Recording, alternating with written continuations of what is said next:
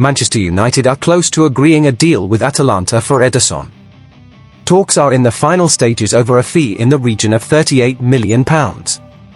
Sources expect the fee to be broken down into a £35 million guaranteed payment plus £3 million in add-ons. A full agreement for the midfielder could be reached by the end of the week. Atalanta's manager Rafael Palladino confirmed last week that Ederson remained an unused substitute in their draw against Fiorentina because a major club is following him. Ederson had looked destined for Atletico Madrid, but a pivot from the Spanish club towards Wolves' João Gomes has opened the door for United, who are looking to replace the outgoing Casemiro. United continue to do background work on other midfield targets, including Brighton's Carlos Baleba and West Ham's Mateus Fernandes. It is easy to see why a move for Ederson appeals to the Old Trafford hierarchy. Whether it be Ineos or the Glazers making the decision on the players coming in, certain financial restraints still remain. When other targets could cost in excess of £100 million, a player on your shortlist worth less than half of that is bound to create intrigue.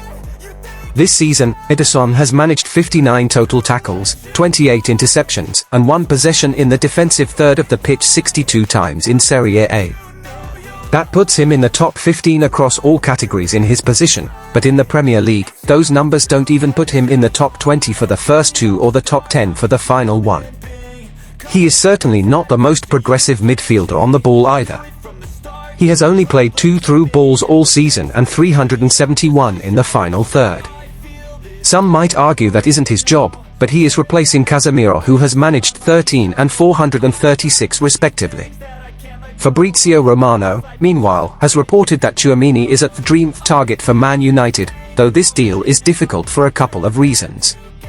Romano said on his YouTube channel, Aurélien Tchouaméni, if you ask me, who is going to be probably internally considered as a dream midfielder target for Manchester United.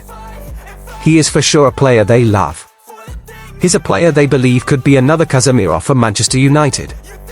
Then, as I always mentioned, for Real Madrid, is a very important player.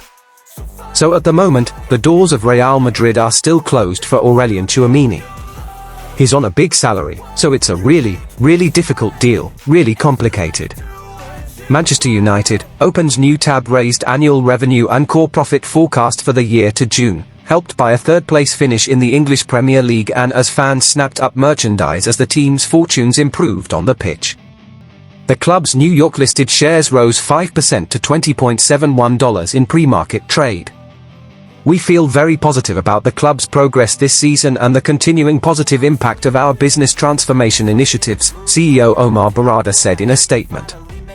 United's third-place finish under Michael Carrick, who was appointed permanent manager last week, secured a berth in the Champions League for the first time in 2 seasons. The club's return to Europe's top club competition is also expected to boost revenue next fiscal year as they benefit from lucrative broadcast rights and new sponsorship deals. Broadcasting revenue jumped 57% to £64.9 million in the third quarter, driven by the higher Premier League finish compared to last year and increased international broadcast rights payments.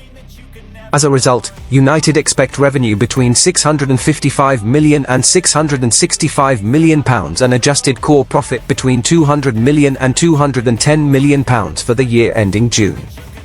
The Old Trafford club had previously guided to revenue in the £640 million to £660 million range and adjusted core profit in the £180 million to £200 million range.